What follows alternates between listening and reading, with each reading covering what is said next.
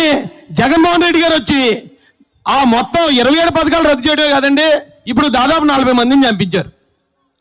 ఇక బీసీల విషయం చూసుకుంటే బీసీ కార్పొరేషన్లు ఉండేవి, వాటిని జగన్మోహన్ రెడ్డి వచ్చాక నాశనం చేశాడు.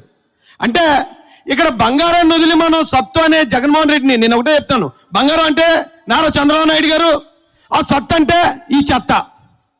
ఈ చెత్తను మనం ఎందుకు ఎన్నుకున్నాం అంటే కేవలం దాని మీద రోల్డ్ గోల్డ్ పూత పూసి మనకు అమ్మేశారు.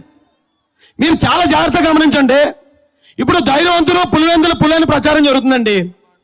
ఈ పులివెందుల పులి చంద్రబాబు నాయుడు గారిని అమాయకులుగా పిరుకోలుగా చిత్రీకరించడానికి ట్రై చేస్తున్నారు. నారా చంద్రబాబు నాయుడు గారి మీద బాంబు దాడి జరిగితే త్రుటిలో ప్రాణాపాయం తప్పించుకున్నాడు ఆయన. అయినా కూడా ఈ రోజుకి జనంలో తిరిగే చంద్రబాబు నాయుడు గారి ధైర్యవంతుడా? ఎక్కడో చిన్న ముళ్ళు గుచ్చుకుందని హైదరాబాద్ పారిపోయి